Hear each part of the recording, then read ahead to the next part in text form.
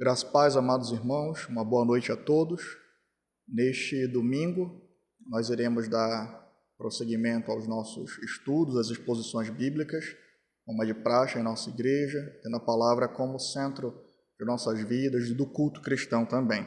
Nós finalizamos o livro de Joel, no domingo passado, e hoje, então, gostaria de convidar a igreja a abrir as suas Bíblias na primeira epístola de Paulo aos Tessalonicenses. Nós vamos, então, iniciar hoje as exposições nesta epístola, primeira epístola de Paulo aos Tessalonicenses, e vamos iniciar hoje fazendo uma breve introdução sobre a carta, o que vai nos ajudar na leitura individual e familiar em nossas casas e também no preparo antes da exposição, como costumamos fazer. Vamos abrir então na primeira epístola de Paulo aos Tessalonicenses. Vamos ler de maneira reverente ao Senhor, com nossas mentes e corações voltados a Ele nesse momento. Gostaria de ler do versículo 1 até o 10 do primeiro capítulo, e depois vamos fazer uma introdução. Leiamos. Paulo e Silvano e Timóteo, a igreja dos Tessalonicenses em Deus, o Pai, e no Senhor Jesus Cristo, graça e paz tenhais de Deus nosso Pai e do Senhor Jesus Cristo. Sempre damos graças a Deus por vós todos, fazendo menção de vós em nossas orações, lembrando-nos sem cessar da obra da vossa fé, do trabalho do amor e da paciência da esperança em nosso Senhor Jesus Cristo, diante de nosso Deus e Pai, sabendo, amados irmãos, que a vossa eleição é de Deus, porque o nosso evangelho não foi a vós somente em palavras, mas também em poder e no Espírito Santo, e em muita certeza, como bem sabeis, quais fomos entre vós, por amor de vós. E vós fostes feitos nossos imitadores e do Senhor, recebendo a palavra em muita tribulação, com a alegria do Espírito Santo, de maneira que fostes exemplo para todos os fiéis na Macedônia e Acaia. Porque por vós soou a palavra do Senhor, não somente na Macedônia e Acaia, mas também em todos os lugares a vossa fé para com Deus se espalhou, de tal maneira que já dela não temos necessidade de falar coisa alguma. Porque eles mesmos anunciam de nós qual a entrada que tivemos para convosco, e como dos ídolos vos convertestes a Deus para servir o Deus vivo e verdadeiro, e esperar dos céus a seu Filho, a quem ressuscitou dentre os mortos, a saber, Jesus, que nos livra da ira futura. Vamos ao nosso Senhor em oração. Pai amado, Senhor Deus, nos colocamos diante de Ti nesse momento, Pai, suplicando que o Senhor nos guie na contemplação de mais esta porção da Tua palavra, Senhor. Nos revela, Senhor Deus, os Teus atributos, o Teu caráter. Fala aos nossos corações, Senhor Deus, nos ensinando acerca do Teu Filho e das doutrinas centrais que serão abordadas nessa epístola, Senhor, sobre santidade, perseverança, comunhão e o anseio, Senhor Deus, alegre do Teu povo, pelo retorno do nosso Senhor Jesus Cristo, pela Sua segunda vinda. Instrui os nossos corações, santifica o Teu povo, Senhor, salva os perdidos pela apresentação do Evangelho revelado nessa epístola, Senhor, e glorifica o Teu nome. É o que nós suplicamos em Cristo, desde já te agradecemos. Amém e amém. Meus amados, como havia dito, vamos fazer uma introdução a esta carta, tratando primeiramente do contexto, depois do propósito da escrita desta carta e, por último, algumas aplicações práticas para nós e a igreja hoje. Vamos então falar sobre o contexto, da igreja de Tessalônica, o contexto que permeia a escrita desta carta. Essa carta ela foi escrita provavelmente por volta de 51 depois de Cristo, a igreja fundada em Tessalônica. Ela provavelmente é uma resposta de Paulo a um relatório trazido por Timóteo. Nós vemos que Paulo, então, nos ensina muito sobre o modelo bíblico de missões, de evangelismo. Paulo ele ia até uma cidade, ele pregava a palavra de Deus, então as pessoas eram salvas, e aí uma igreja era plantada naquele local, porque a vida cristã ela deve ser vivida de maneira orgânica também. E Paulo ficava acompanhando essa igreja, discipulando essa igreja, enviando cooperadores até essa igreja, exatamente para poder monitorar a sua saúde, afastar erros doutrinários, ensinar os irmãos, até que aquela igreja fosse ganhando autonomia e pudesse então eleger os seus oficiais, seus pastores, seus diáconos, e então ela ficava sob a supervisão do apóstolo. Aqui nós temos 2 cooperadores que são citados a nós de maneira principal, que é Silvano e Timóteo. Silvano aqui, Silas, provavelmente, tá? E Timóteo. E a fundação da igreja, ela é apresentada para nós em Atos 17, do versículo 1 ao 10. Vamos abrir em Atos, capítulo 17, do versículo 1 ao 10.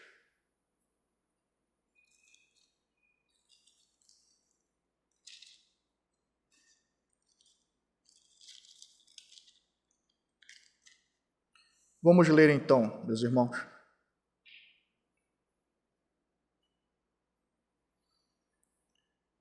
Versículo 1 ao 10. E passando por Anfípolis e Apolônia, chegaram a Tessalônica, onde havia uma sinagoga de judeus. E Paulo, como tinha por costume, foi ter com eles, e por 3 sábados disputou com eles sobre as Escrituras, expondo e demonstrando que convinha que Cristo padecesse e ressuscitasse dentre os mortos. E este Jesus, que vos anuncio, dizia ele, é o Cristo. E alguns deles creram e ajuntaram-se com Paulo e Silas, e também uma grande multidão de gregos religiosos e não poucas mulheres principais.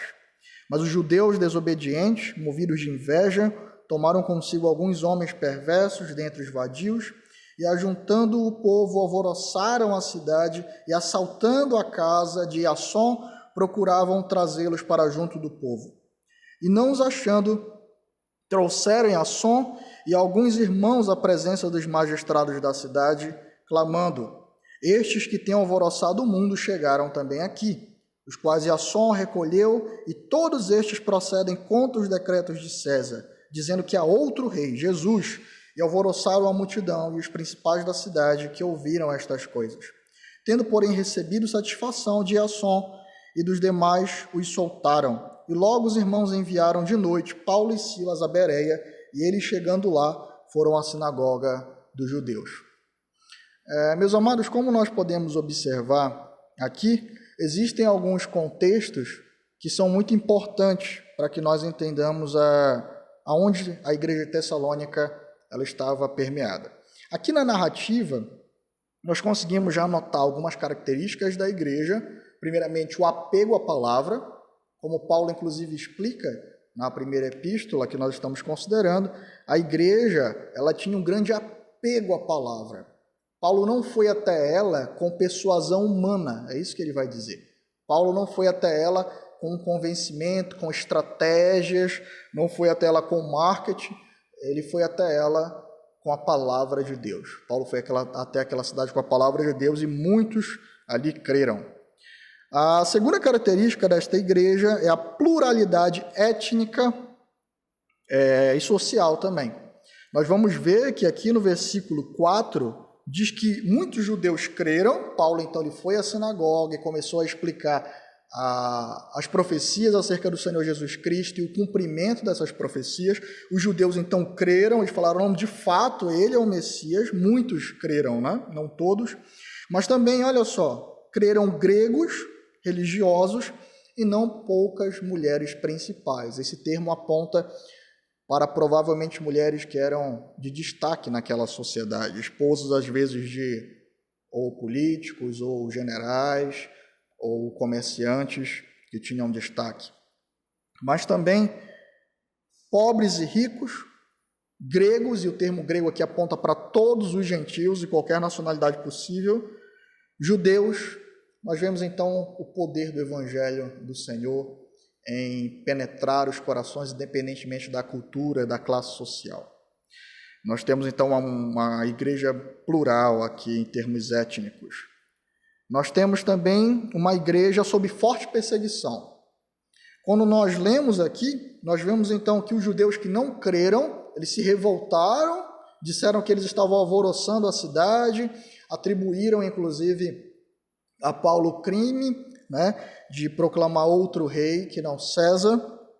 Paulo e Silas, eles fogem para Bereia, os irmãos eles dão escape para eles, e quando eles estão pregando em Bereia, no versículo 11 narra isso, os judeus lá eles eram mais nobres, ou seja, eles tinham um coração mais sincero, apegado à palavra, e eles creem, eles olham para a palavra, eles falam, não, de fato é isso, e então eles se convertem, e os judeus de Tessalônica, sabendo que eles estavam em Bereia, vão até lá para perseguir mais uma vez Paulo e Silas.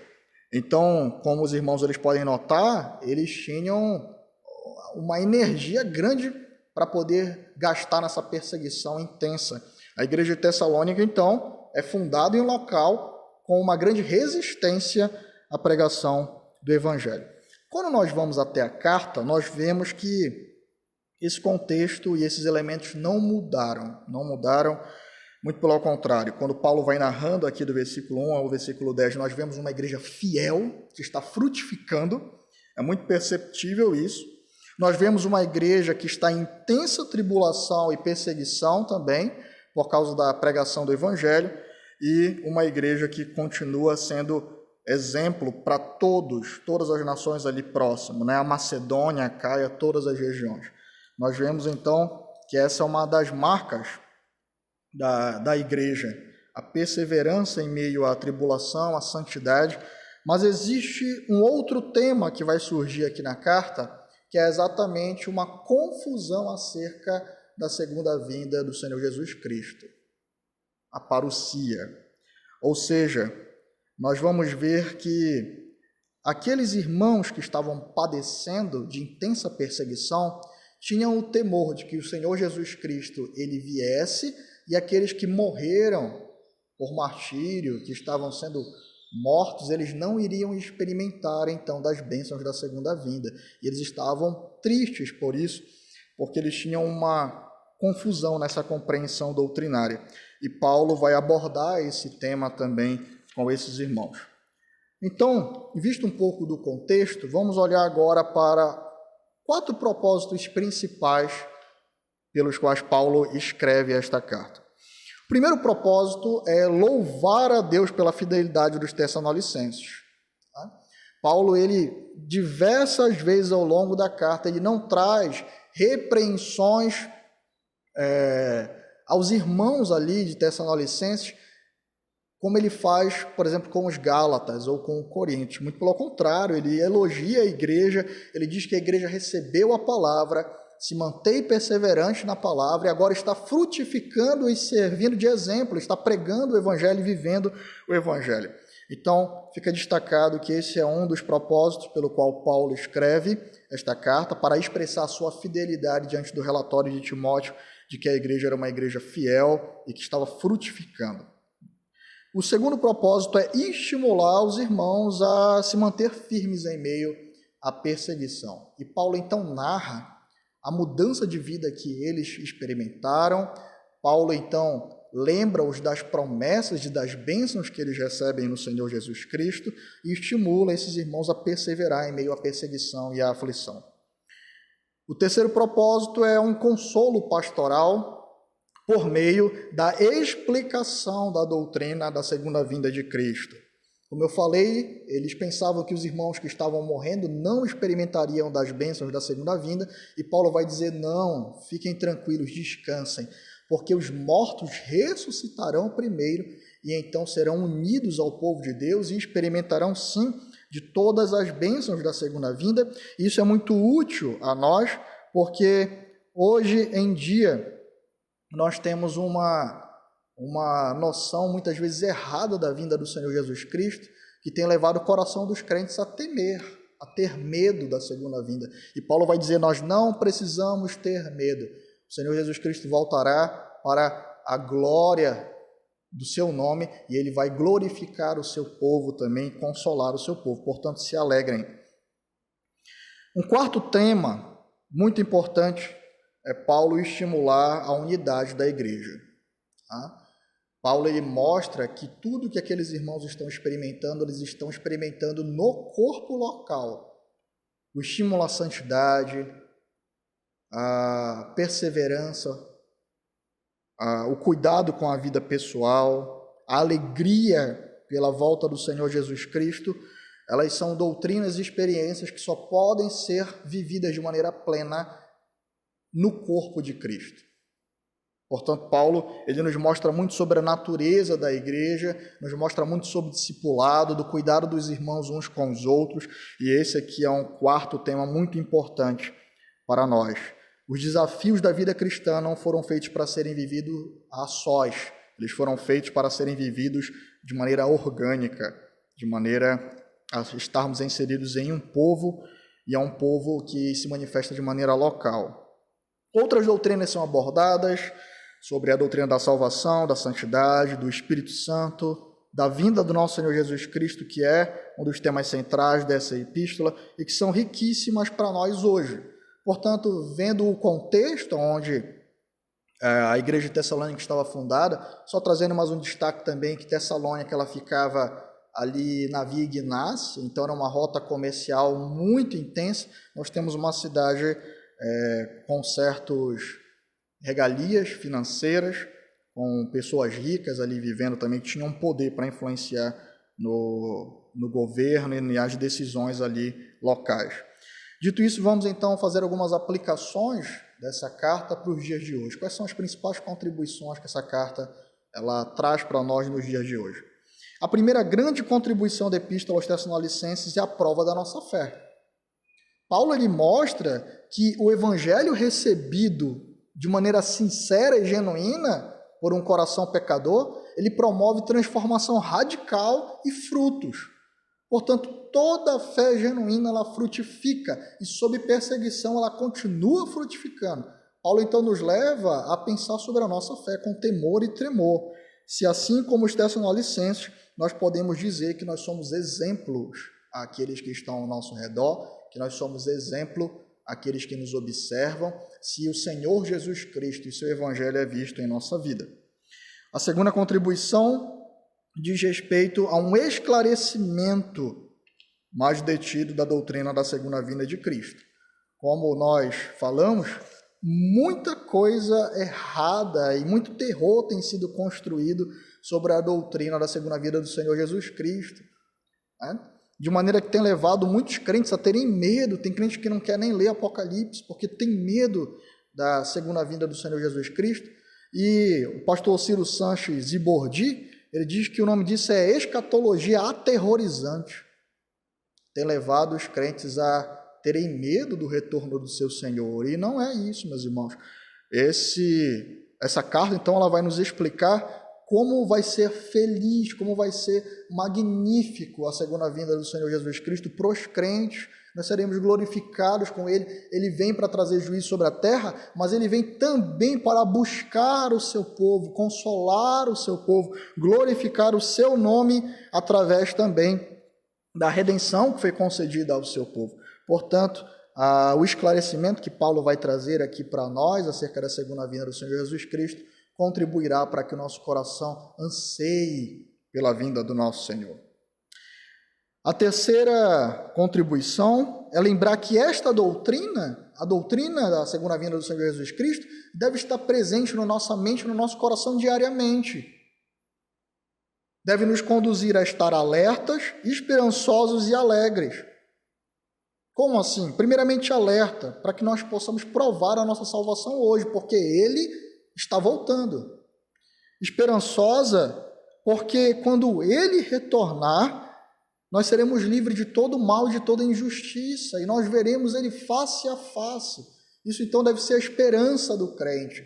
As nossas aflições devem ser apresentadas aos seus pés.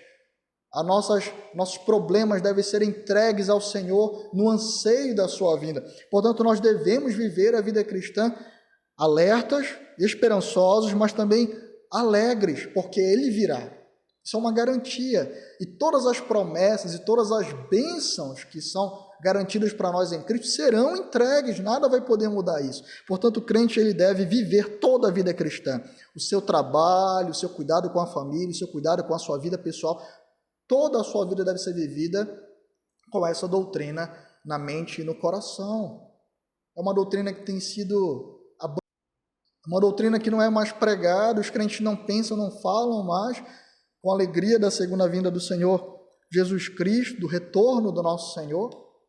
Portanto, essa epístola contribui para que essa doutrina ela retorne aos nossos corações, para que esse tema ele possa ser visto com alegria pelos crentes, de maneira em alerta, vigilante, mas também esperançosa. A quarta contribuição é que nós não estamos sós. Os desafios da vida cristã, a santidade, a piedade e a alegria em Deus, elas só podem ser experimentadas de maneira plena em um corpo local, quando nós fazemos parte de uma igreja local, quando nós estamos inseridos em unidade com o corpo de Cristo, porque quando nós somos salvos, somos inseridos no corpo do nosso Senhor. Portanto, aqueles que tentarem viver de maneira isolada não apresentam um testemunho de um coração realmente convertido, porque um coração realmente convertido, ele então se alegra por ter o povo de Deus, por pertencer ao povo de Deus, por ter os seus irmãos para estimular a piedade, para conduzi-lo a perseverar em meio às provações e para aguardar a vinda de Cristo enquanto proclamamos e vivemos o Evangelho da graça de Deus. Essa é uma das grandes contribuições dessa epístola. Precisamos então estar atentos a essas contribuições, olhar que o momento onde nós vivemos também de calamidade, também de dor, é um momento para nós retornarmos com alegria que a nossa esperança ela está depositada unicamente no Senhor, não em homens. As aflições são passageiras, elas não permanecerão sobre o povo de Deus para sempre, muito pelo contrário. Nós ansiamos a vinda, o retorno do nosso Senhor Jesus Cristo, porque quando Ele voltar, nós, como seu povo, seremos consolados. Os perdidos, aqueles que perseguem o povo do Senhor, eles serão punidos, mas os santos de Deus, eles serão consolados e glorificados. Portanto, se você faz parte do povo de Deus, se alegre porque é garantida a vinda do nosso Senhor. Se você não faz parte, busque o Senhor, para que você não esteja em um sentimento de pânico e terror, porque Ele voltará, e Ele voltará para trazer juízo, mas que hoje o seu coração possa descansar também nele e nas promessas do seu reino. Vamos ao Senhor em oração. Pai amado e querido, nós te agradecemos, ó Deus, pela Tua palavra revelada a nós, porque ela não nos deixa, Senhor Deus, às cegas, mas Tu nos anuncia, ó Deus, de maneira tão misericordiosa, Pai, como será o futuro, que nos aguarda, a esperança do Teu povo. Tu nos consola no presente para perseverarmos em santidade, Senhor Deus, e em meio às aflições, tendo a garantia certa, ó Deus, de que o nosso Senhor, Ele está voltando e Ele vai sim trazer juízo sobre os pecadores, vai lidar com o mal e com a injustiça, mas também está retornando para a alegria e consolação do seu povo, para que no final dos tempos o trabalho das suas mãos seja apresentado diante de todas as nações em um povo redimido, consolado, transformado e alegre, ó Deus, para viver contigo face a face, na pessoa do Senhor Jesus Cristo, para todo sempre. O que nós pedimos, consola os corações, nos dirige a ansiar pela vinda do Teu Filho, ó Deus. Salva aqueles que ainda não Te conhecem, de maneira que eles possam entrar em um relacionamento genuíno contigo, Senhor, e alegra o Teu povo em períodos de tribulação pelos quais temos passado. É o que nós te suplicamos no nome santo do Teu Filho amado, o Senhor Jesus Cristo, que está voltando, ó Deus. Amém e amém.